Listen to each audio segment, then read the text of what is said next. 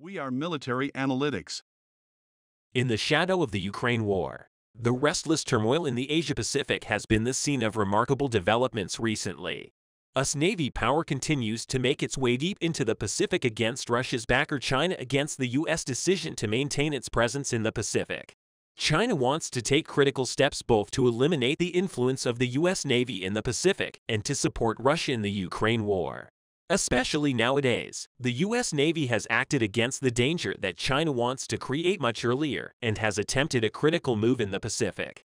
The USS Mississippi, a nuclear-powered, fast-striking submarine of the U.S. Navy's 7th Fleet, began to take a bold course in the Pacific, despite the presence of China. The U.S. submarines patrol of the Pacific comes at a critical time when China is blockading the Taiwan Strait with dozens of warships and warplanes in dangerous exercises. In addition, U.S. 7th Fleet warships are cruising close to the Taiwan Strait. While the situation bothers the Chinese government, the U.S. Navy ensures the safety of its Australian and Japanese allies in international waters. Meanwhile, the USS Mississippi faces two nuclear rivals it never had before in today's world. One of them is, of course, Russia and the other is China. That's why hundreds of feet below the surface of the Pacific Ocean, the U.S. Navy's submarine first patrols with its focus locked on China. Recently, the Virginia-class U.S. submarine had left its base at Pearl Harbor in Hawaii and slid under the waves into the world's largest ocean for a routine mission. Along the ship, about 130 sailors stood on guard to perform a series of well-honed tasks. Some of them were tasked with searching for obstacles on sonar, while others were tasked with navigating dark depths. Technicians on Mississippi always practiced loading weapons to ensure operational readiness. Engineers continued their work on the lower floors to make sure the water and hydraulic systems were working properly. In other words, the USS Mississippi submarine belonging to the U.S. Pacific Fleet was fully ready for duty. Despite China's opposition to U.S., UK, and Australian solidarity, the U.S. Department of Defense announced that the USS Mississippi made a port visit to Perth in Western Australia, where it conducted training with members of the Royal Australian Navy. In other words, the United States and its allies began to sound more and more alarmed about China's growing military ambitions and territorial claims in the West Pacific and South China Sea. In response to the measures taken by the U.S., China began to make much more counter-moves over international waters in the South China Sea. A U.S. Navy reconnaissance jet came seriously close to a Chinese fighter jet. The Chinese military fighter jet flew very close to the U.S. reconnaissance jet. This situation greatly increased the tension between the two countries. Rear Admiral Jablin, commander of the U.S. Pacific Fleet submarine forces, stated that after this critical close contact, China is trying to pose a serious threat within the scope of its national security strategy, and by supporting Russia, it put the Eastern Bloc at risk. After the elbow contact of the fighter jet, the focus turned back to the submarine tension between the USA and China. 60% of U.S. submarine forces are currently in the Pacific. The fact that China also has naval forces in the Pacific fuels the rivalry between the two countries. Meanwhile, concerns were mounting about an accelerating nuclear arms race in Asia. These dangers were somewhat mitigated by giving special access to the USS Mississippi, which Jablin said were 49 fast attack submarines in the U.S. fleet to witness how Washington stepped up preparations to deter. In other words, even the USS Mississippi's presence in the Pacific was perceived as a deterrent for Russian and Chinese naval forces. The role played by these hard-to-detect, nearly impossible to destroy, and wide-ranging ships gained new momentum when the United States, United Kingdom, and Australia announced the details of a nuclear-powered submarine deal with the effect of this acceleration. More cooperation between these three countries in terms of naval forces began to counter China's rapid military expansion. Under this agreement, namely the Aukus Agreement, Australia has announced that it will purchase 3 Virginia-class submarines from the U.S. in the early 2030, pending congressional approval. But China criticized the agreement, accusing these three powers of engaging in a Cold War mentality that would make the world less secure. Experts believe that despite the advances the Chinese military has made, the United States still has a significant advantage when it comes to submarine warfare. A critical statement on this matter came from Carl Schuster, a retired U.S. Navy captain and former director of operations at the U.S. Pacific Command's Joint Intelligence Center in Hawaii. Carl Schuster suggested that the U.S. submarines are one of the fields in which the U.S. maintains its undisputed superiority over China. Actually, Schuster seems to be right about this because U.S. submarines are the only stealth platform with striking power and survivability to counter the surface and underground forces of the Chinese Navy. Also, the Mississippi, like all U.S. Navy submarines, is nuclear-powered, giving it essentially unlimited range and deployment time enough to make port visits for supplies for its crew. Firing nuclear-armed missiles, on the other hand, is a task reserved for the Navy's 14 ballistic missile submarines, the largest ships often called boomers. The armament system of the USS Mississippi is mind-boggling in this regard. This powerful U.S. submarine carries Tomahawk cruise missiles that can hit targets to 1,000 miles away, as well as torpedoes to hit enemies at sea or below the sea. In addition, the USS Mississippi can carry up to 25 Mark 48 torpedoes when fully loaded. All these features make the Mississippi submarine an advanced heavyweight torpedo power capable of hitting enemies at sea or underwater. Its existence became increasingly known to the public and enemies alike as U.S. submarine forces achieved a deterrent effect thanks to the USS Mississippi. The U.S. Navy was known for silent service during the Cold War. In other words, no one knew where the U.S. Navy was operating at that time. But in today's submarine forces, the rest of the U.S. and its allies operate extensively, both in the Pacific and in other maritime areas. Thus, any competitor of the U.S. knows that U.S. Navy forces can operate in international waters anywhere in the world. China, on the other hand, has been greatly expanding its Navy in recent years, but lags significantly behind the United States in nuclear-powered submarines. Beijing wants to change that. According to the 2022 Congressional Research Service report on China's naval modernization, the number of China's currently 6 ballistic missile submarines and nuclear-powered attack submarines is projected to more than double between 2020 and 2040. Meanwhile, according to the U.S. military, the Chinese Navy is expected to have 44 diesel-powered air-dependent powered attack submarines. When we consider this data, we can see that the U.S. submarine technology continues to be superior to China's, despite all the efforts by China. But later, in the opinion of some war experts, the U.S. Navy may not have enough numbers in any conflict with China to understand this situation in much greater detail. We need to take a closer look at how U.S. Navy submarines are deployed. Of the 49 attack submarines of the U.S. fleet, 25 are based in the Pacific. However, some of these submarines are unavailable for maintenance or other reasons. Some analysts think this could be up to 2/3 of the fleet, but the Chinese fleet will face similar maintenance demands. For this reason, it seems that the superiority in the seas will completely turn in favor of the U.S. with the U.S.'s inclusion of naval power in maintenance and repair in the future. The Ukraine-Russia war has changed the global balances to a great extent. After the start of Russian leader Vladimir Putin's plans to invade Ukraine, the West turned all its focus to eastern Ukraine. NATO member states under the leadership of the United States of America, without hesitation, pledged billions of dollars worth of military spending on Ukraine over the past 15 months. NATO members have delivered the equipment Ukraine needs, as promised. With Russia's attempt to invade Ukraine, anti-Russian movements gradually increased. Some countries who thought that the military aid sent to Ukraine weakened the U.S. and its allies tried to turn this situation into an opportunity. The effects of the Ukraine-Russia war were felt in the Middle East and Far East, despite being miles away from the front line. Iran, which is a nuisance to the USA and Israel in the Middle East, has accelerated its activities in and around Syria while supporting Russia to attack Ukraine's critical infrastructure facilities.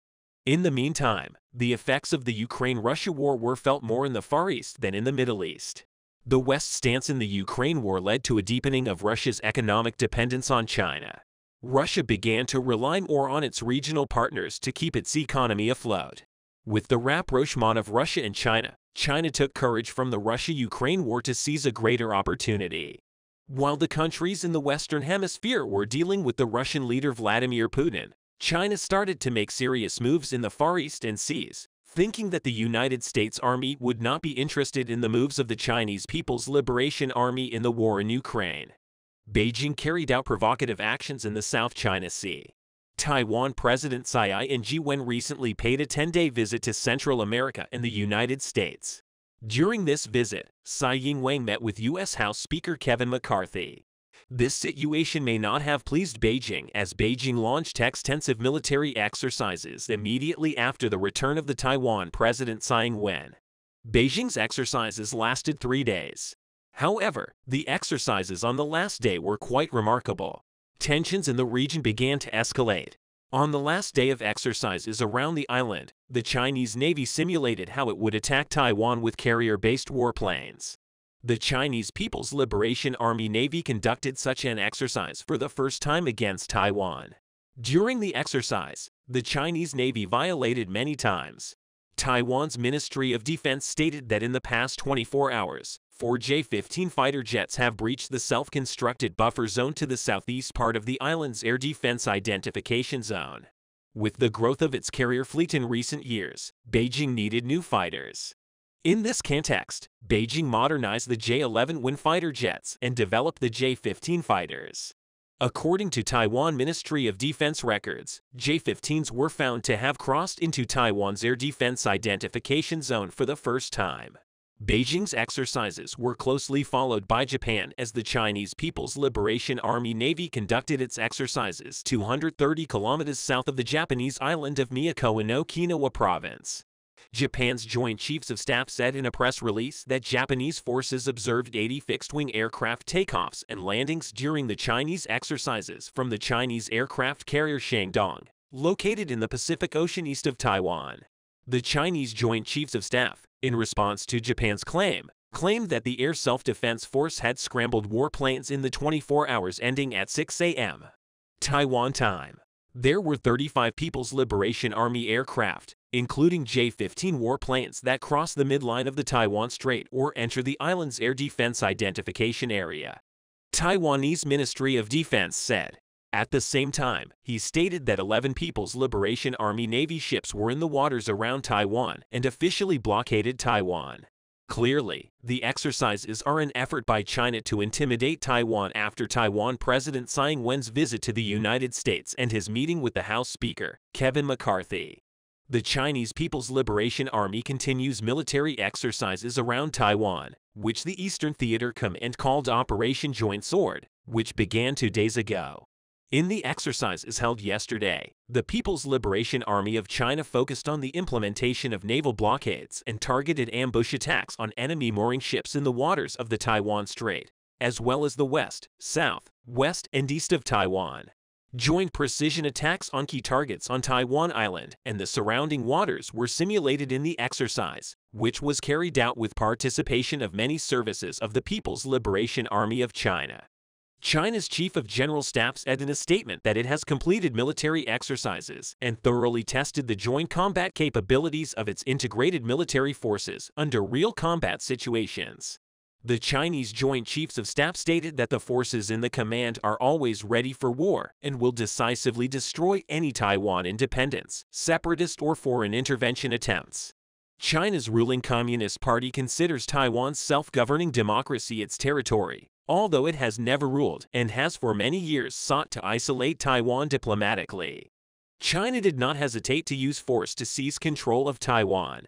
Analyst Carl Schuster, a former director of operations at the U.S. Pacific Command Joint Intelligence Center, pointed out that the Chinese People's Liberation Army has implemented and possibly improved the air coordination and joint operations necessary to initiate the blockade of Taiwan's ports and airways.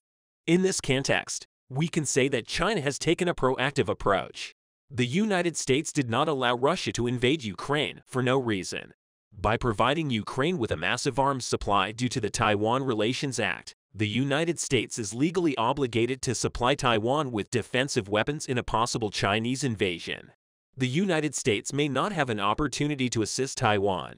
A Chinese blockade of Taiwan could block supplies from the island, including any military aid or other shipments from the United States or its partners in case of a Chinese attack. Taiwan is at a huge disadvantage for geological reasons. On an island, fighting is difficult and dangerous unless you control the air and sea around it. This strategy is based on the traditions of China. China's current exercises are entirely directed towards this strategy. Beijing has repeatedly warned against Tsai meeting with McCarthy. In addition, Beijing has threatened to take strong and decisive measures if the meetings continue. Beijing viewed the exercises as a serious warning against collusion by Taiwanese separatist forces with foreign powers and as a necessary move to defend national sovereignty and territorial integrity. Taiwan's Ministry of Defense spokesman Sun Lifeng described the Chinese People's Liberation Army exercises as destabilizing the region. Lifeng stated that President Xi's visit gave the People's Liberation Army an opportunity to conduct exercises, and their actions seriously endangered the security of the surrounding area. At the same time, Lifeng pointed out that Taiwanese air defense units are on the alert.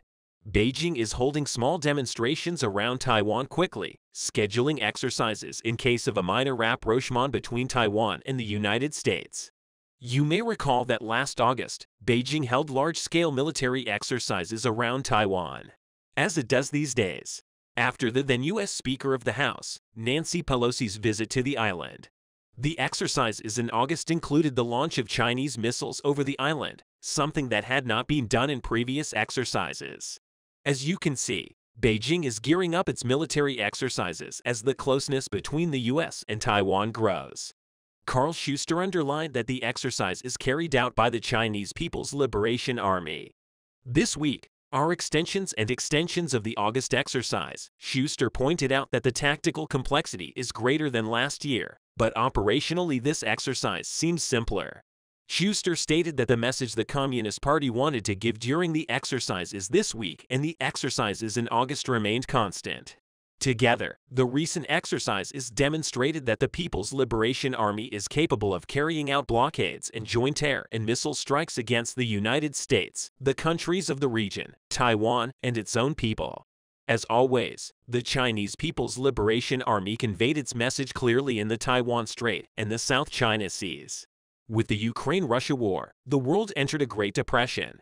Ukrainian war deeply affected the economy of all the countries that supported the war.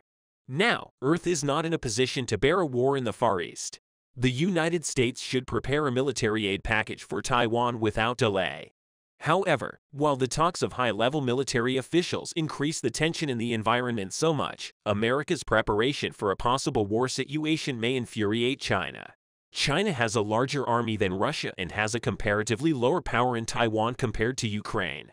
Ukraine, by making a great effort against Russia, prevented and still continues to prevent Russian leader Vladimir Putin from reaching his request. Taiwan, on the other hand, has little chance against its rival.